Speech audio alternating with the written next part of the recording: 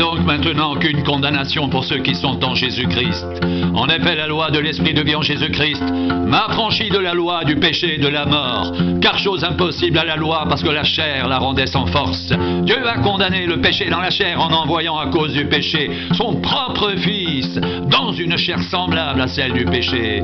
Et cela afin que la justice de la loi soit accomplie en nous, qui marchons non selon la chair mais selon l'Esprit.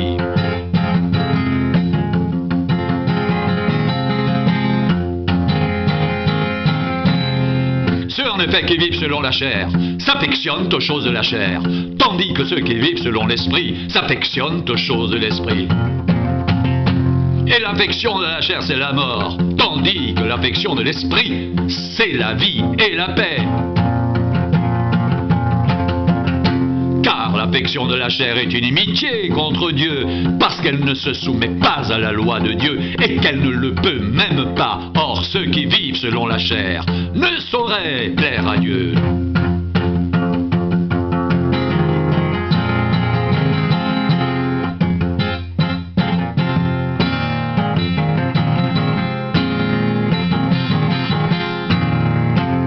Pour vous, vous ne vivez pas selon la chair, mais selon l'Esprit, si du moins l'Esprit de Dieu habite en vous. Si quelqu'un n'a pas l'Esprit de Christ, il ne lui appartient pas. Et si Christ est en vous, le corps, il est vrai, est mort à cause du péché. Mais l'Esprit est vie à cause de la justice. Et si l'Esprit de celui qui a ressuscité Jésus d'entre les morts habite en vous, celui qui a ressuscité Christ d'entre les morts rendra aussi la vie à vos corps mortels par son esprit qui habite en vous.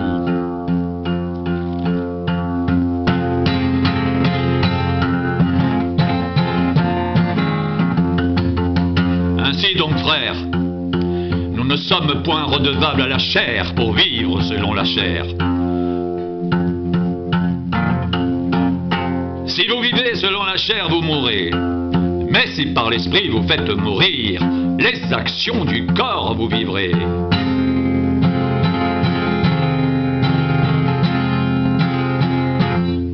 Car tous ceux qui sont conduits par l'Esprit de Dieu sont fils de Dieu.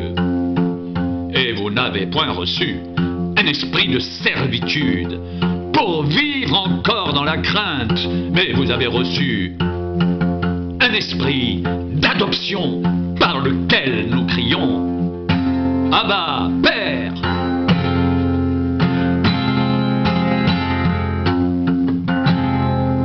L'Esprit lui-même rend témoignage à notre esprit que nous sommes enfants de Dieu. Or, si nous sommes enfants, nous sommes aussi héritiers, héritiers de Dieu et co-héritiers de Christ, si toutefois nous souffrons avec lui, afin d'être glorifiés avec lui.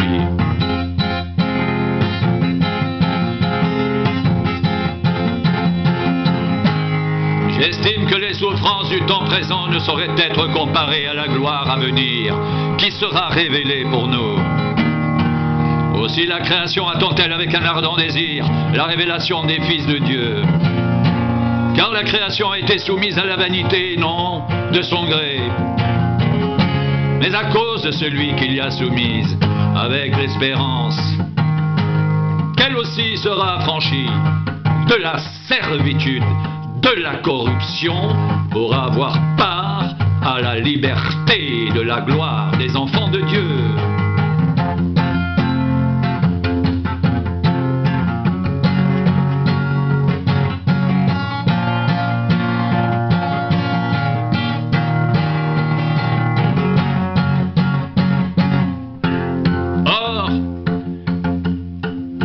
Nous savons que jusqu'à ce jour, la création tout entière soupire et souffre les douleurs de l'enfantement. Et ce n'est pas elle seulement, mais nous aussi qui avons les prémices de l'esprit, nous soupirons en nous-mêmes en attendant l'adoption, la rédemption de notre corps.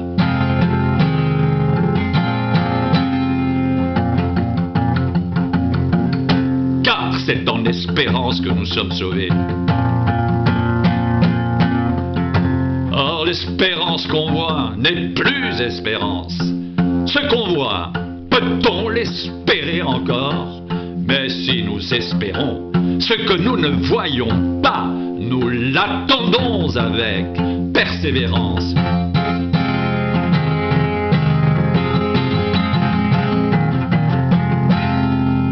De même aussi l'Esprit nous aide dans notre faiblesse, car nous ne savons pas ce qu'il convient de demander dans nos prières.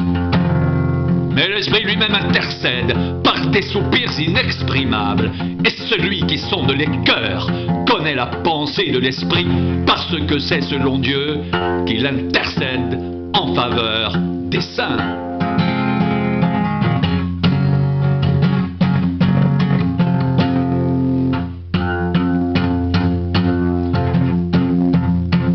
Nous savons du reste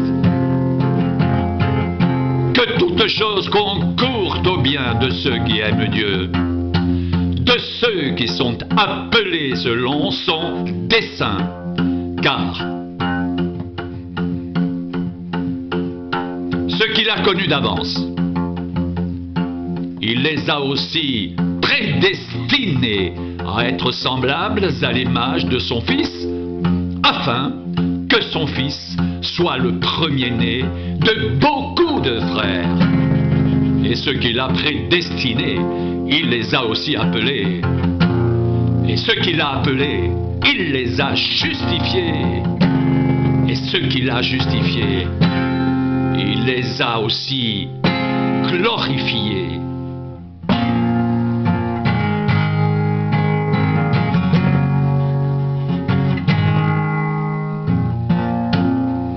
Que dirons-nous donc à l'égard de ces choses? Si Dieu est pour nous, qui sera contre nous?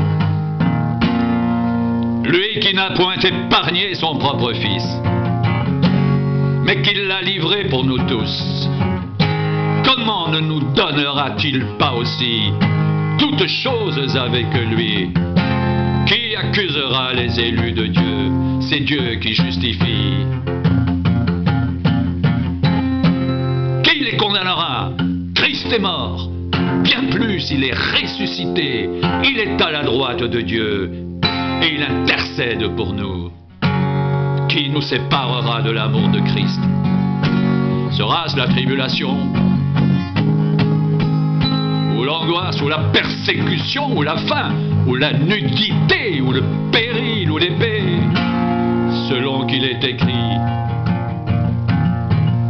c'est à cause de toi qu'on nous mette à mort tout le jour, qu'on nous regarde comme des brebis destinées à la boucherie.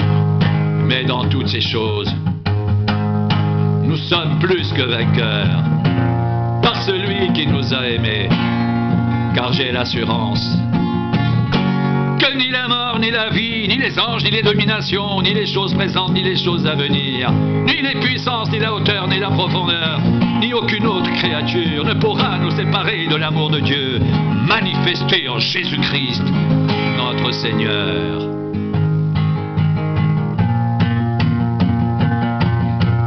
Dans toutes ces choses, nous sommes plus que vainqueurs par celui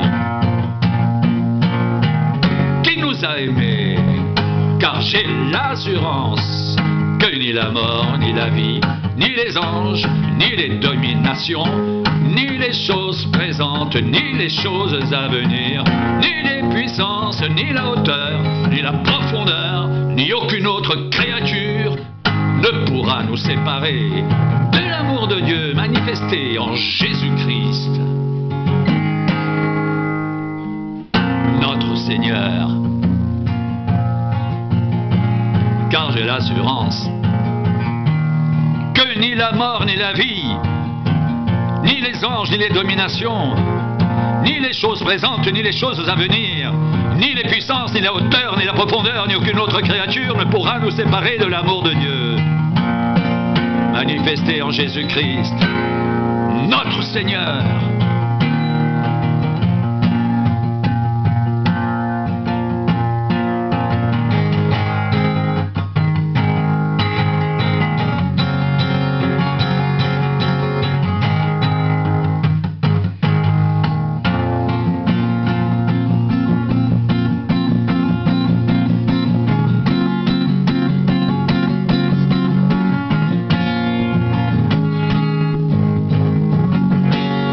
Ainsi donc, frères, nous ne sommes point redevables à la chair pour vivre selon la chair.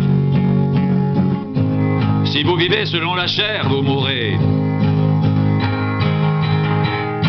Mais si par l'esprit vous faites mourir les actions du corps, vous vivrez. Car tous ceux qui sont conduits par l'Esprit de Dieu sont fils de Dieu. Et vous n'avez point reçu un esprit de servitude pour être encore dans la crainte, mais vous avez reçu un esprit d'adoption par lequel nous crions « Abba, Père !» L'Esprit lui-même rend témoignage à notre esprit que nous sommes enfants de Dieu. Or, si nous sommes enfants, nous sommes aussi héritiers, héritiers de Dieu et co-héritiers de Christ, si toutefois nous souffrons avec lui, afin d'être glorifiés avec lui.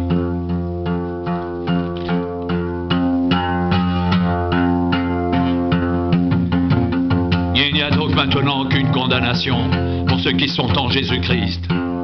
En effet, la loi de l'Esprit de vie en Jésus-Christ m'a affranchi de la loi du péché et de la mort. Car chose impossible à la loi parce que la chair la rendait sans force. Dieu a condamné le péché dans la chair en envoyant à cause du péché son propre Fils dans une chair semblable à celle du péché. Et cela afin que la justice de la loi soit accomplie en nous qui marchons non selon la chair mais selon l'Esprit. Ceux en effet qui vivent selon la chair s'affectionnent aux choses de la chair, tandis que ceux qui vivent selon l'Esprit s'affectionnent aux choses de l'Esprit. Et l'affection de la chair, c'est la mort, tandis que l'affection de l'Esprit, c'est la vie et la paix. Car l'affection de la chair est inimitié contre Dieu, parce qu'elle ne se soumet pas à la loi de Dieu, et qu'elle ne le peut même pas. Or, ceux qui vivent selon la chair ne sauraient plaire à Dieu. Pour vous, vous ne vivez plus selon la chair, mais selon l'Esprit, si du moins l'Esprit de Dieu habite en vous. Si quelqu'un n'a pas l'Esprit de Christ, il ne lui appartient pas. Et si Christ est en vous, le corps, il est vrai, est mort à cause du péché, mais l'Esprit est vie à cause de la justice. Et si l'Esprit de celui qui a ressuscité Jésus d'entre les morts habite en vous, celui qui a ressuscité Christ d'entre les morts rendra aussi la vie à vos corps mortels par son Esprit qui habite en vous.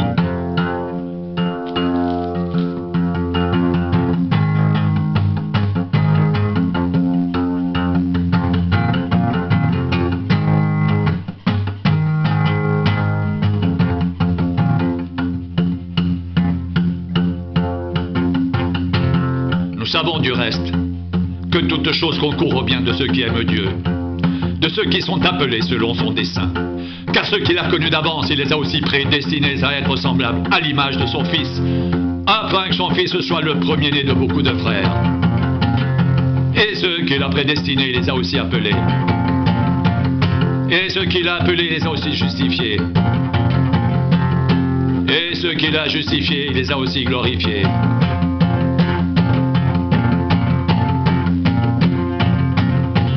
Que dirons-nous donc à l'égard de ces choses? Si Dieu est pour nous, qui sera contre nous? Lui qui n'a point épargné son propre Fils, mais qui l'a livré pour nous tous, comment ne nous donnera-t-il pas aussi toutes choses avec lui?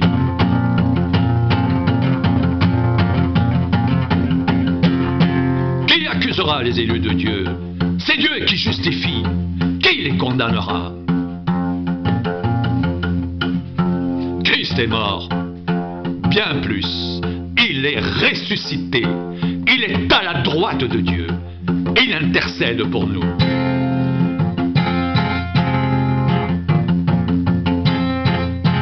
Qui nous séparera de l'amour de Christ? Sera-ce la tribulation ou l'angoisse ou la persécution ou la faim ou la nudité ou le péril ou l'épée, selon qu'il est écrit? C'est à cause de toi qu'on nous met à mort tout le jour, qu'on nous regarde comme des brebis destinées à la boucherie. Mais dans toutes ces choses, nous sommes plus que vainqueurs par celui qui nous a aimés.